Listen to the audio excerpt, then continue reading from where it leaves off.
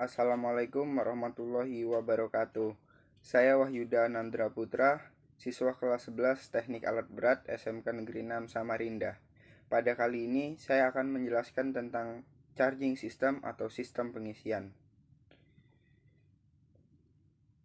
Sebelum memasuki ke materi, jangan lupa like, komen, dan subscribe. Charging system atau sistem pengisian.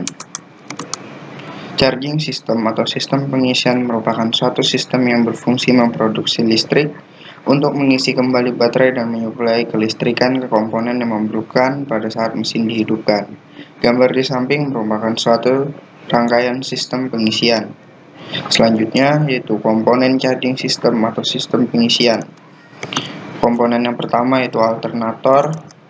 Alternator berfungsi untuk merubah energi mekanis yang didapatkan dari mesin menjadi tenaga listrik. Komponen penyusun terdiri atas puli, fan atau kipas, rotor coil, stator coil, rectifier atau dioda, dan bearing. Puli. Puli berfungsi untuk tempat tali kipas penggerak rotor. Gambar di samping adalah sebuah puli yang terpasang pada alternator.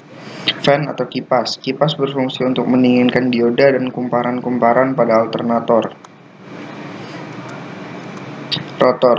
Rotor merupakan bagian yang berputar di dalam alternator. Pada rotor terdapat kumparan rotor atau rotor coil yang berfungsi membangkitkan medan magnet.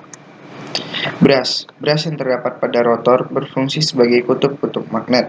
Dan slip ring yang terdapat pada alternator berfungsi sebagai penyalur listrik ke kumparan rotor. Selanjutnya yaitu stator coil. Stator coil berfungsi sebagai penghasil listrik bolak-balik atau AC. Selanjutnya itu bearing. Bearing yang terdapat di alternator memungkinkan rotor dapat berputar dengan lembut. Selanjutnya yaitu rectifier atau dioda. Dioda berfungsi mengarahkan arus bolak-balik AC yang dihasilkan oleh stator coil menjadi arus searah atau DC. Dioda juga berfungsi mencegah arus bolak-balik dari baterai ke alternator.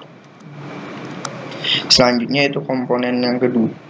Yang terakhir yaitu regulator. Regulator berfungsi mengatur besar arus listrik yang masuk ke dalam rotor coil sehingga tegangan yang dihasilkan oleh alternator tetap konstan atau stabil, walaupun putarannya berubah-ubah. Regulator juga berfungsi untuk mematikan tanda dari lampu pengisian. Lampu tanda pengisian akan mati jika alternator sudah menghasilkan listrik.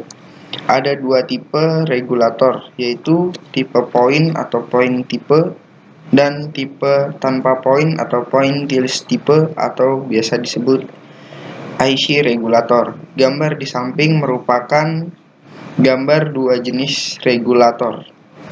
Mungkin hanya ini yang bisa saya sampaikan. Kurang lebihnya, wassalamualaikum warahmatullahi wabarakatuh.